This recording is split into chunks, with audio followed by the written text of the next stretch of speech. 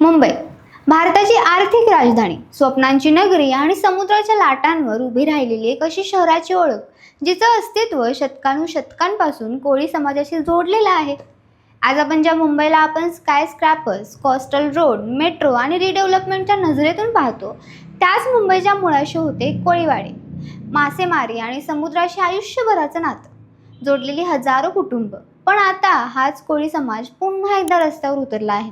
कारण अचानक मुंबईत असा वाद पेटला ज्याने राजकारण, प्रशासन आणि समाज सगळ्यांनाच हादरवून सोडलं. मुद्दा होता मासळी बाजारात मासे कापण्यावर कथित बंदीचा. पण काही लोकांचं म्हणणं आहे की ही गोष्ट फक्त मासळी बाजारापुरती मर्यादित नाही, तर यामागे मुंबईच्या मूळ रहिवाशांच्या अस्तित्वाचा मोठा प्रश्न दडलेला आहे.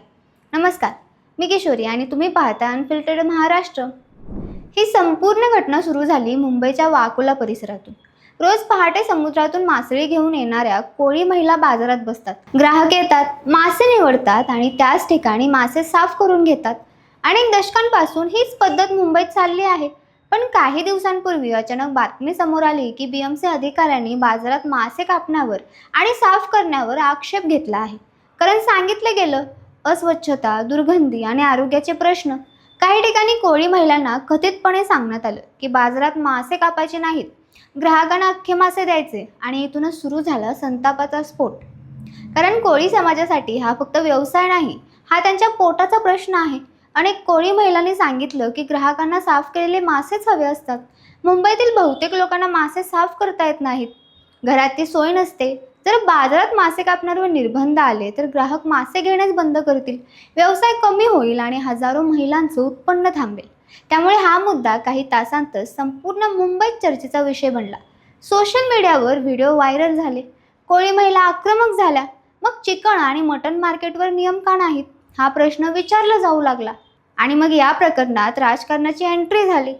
ठाकरे गटाचे नेते अखिल चित्रे यांनी सरकारवर जोरदार टीका केली. त्यांनी म्हटलं, मग चिकन घेताना जिवंत कोंबडी घरी न्यायची का? मटण घेताना जिवंत बकरा न्यायचा का? त्यांच्या या विधानानंतर हा मुद्दा आणखी पेटला. विरोधी पक्षांनी आरोप केला की कोळी समाजाच्या उदरनिर्वाहावर हल्ला केला जातो. काही जणांनी तर थेट रिडेव्हलपमेंट आणि कोळीवाड्यांच्या जमिनींचा मुद्दाही पुढे आणला. कारण गेल्या काही वर्षापासून मुंबईतील अनेक कोळीवाडे रिडेव्हलपमेंटच्या चर्चेत आहेत. कोस्टल रोड प्रकल्प, समुद्र किनाऱ्यांवरील बदल, मॅंग्रोव्हचं नुकसान आणि वाढतं अर्बन रिडेव्हलपमेंट यामुळे आधीच कोळी समाजामध्ये अस्वस्थता आहे. त्यांना वाटतं की मुंबई बदलत चालली आहे आणि त्या बदलात त्यांचं अस्तित्व मागे ढकललं जात आहे. दरम्यान विरोधी पक्ष नेता किशोरी पेडणेकर यांनीही सरकारवर निशाणा साधला. त्यांनी सवाल केला, लोकांनी काय खायचं हे सरकार ठरवणार का? सोशल मीडियावर #कोळी समाज ट्रेंड होऊ लागला. न्यूज चॅनल्सवर डिबेट सुरू झाल्या आणि अचानक हा प्रश्न फक्त मासळी बाजारात राहिला नाही, तर तो मुंबईच्या सांस्कृतिक ओळखाचा प्रश्न बनला. पण दुसऱ्या बाजूला BMC आणि मुंबईच्या महापौर रितू तावडे यांनी पूर्णपणे वेगळी भूमिका घेतली. त्यांनी स्पष्ट सांगितलं की मुंबईतील कोणत्याही मासळी बाजारात मासे कापण्यावर अधिकृत बंदी नाही. काही लोक अफवा पसरवत आहेत. त्यांनी स्वतः बाजारात जाऊन कोळी महिलांशी संवाद साधला आणि त्यांना आश्वासन दिलं की त्यांच्या व्यवसायावर कोणीही बंदी आणले जाणार नाही. पण इथे सगळ्यात मोठा प्रश्न निर्माण झाला, जर बंदी नव्हती तर मग एवढा मोठा वाद निर्माण कसा झाला? कोळी महिलांना भीती का वाटली? स्थानिक पातळीवर काही मौखिक आदेश देण्यात आले होते का, की हा राजकीय गैरसमज होता? याच प्रश्नांची उत्तरं अजूनही स्पष्ट झालेली नाहीत. पण या संपूर्ण प्रकरणामागे एक मोठं सत्य लपलेलं दिसते आणि ते म्हणजे मुंबईतील कोळी समाजाची वाढती असुरक्षितता. कारण हा समाज फक्त मासेमारी करणारा समाज नाही, तर मुंबईचा मूळ रहिवासी समाज मानला जातो. वर्सोवा, वरळी, मात, खारदांडा, धारावी, कोळीवाडा ही फक्त ठिकाणं नाहीत, तर मुंबईच्या इतिहासाची जिवंत ओळख आहे. पण रिडेव्हलपमेंट आणि अर्बन एक्सपान्जनच्या काळात अनेक कोळी कुटुंबांना वाटू लागलं आहे की त्यांची जागा, त्यांचा व्यवसाय आणि त्यांची संस्कृती हळूहळू संपत जात आहे. काही महिन्यांपूर्वी धारावी रिडेव्हलपमेंट संदर्भातही कोळी समाजाने आंदोलन केलं होतं.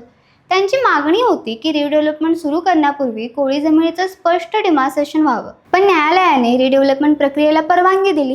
त्यानंतर समाजामध्ये आधीच नाराजी होती आणि त्यातच मासळी बाजाराचा हा वाद समोर आला. त्यामुळे अनेक जण आता म्हणत आहेत की हा फक्त मासे कापण्याचा प्रश्न नाही, तर अस्तित्वाचा प्रश्न आहे. आज परिस्थिती अशी आहे की प्रशासन म्हणतंय कोणतीही बंदी नाही, पण कोळी समाज अजूनही सतर्क आहे, कारण त्यांना भीती आहे की भविष्यात त्यांच्या व्यवसायावर आणखी निर्बंध येऊ शकतात.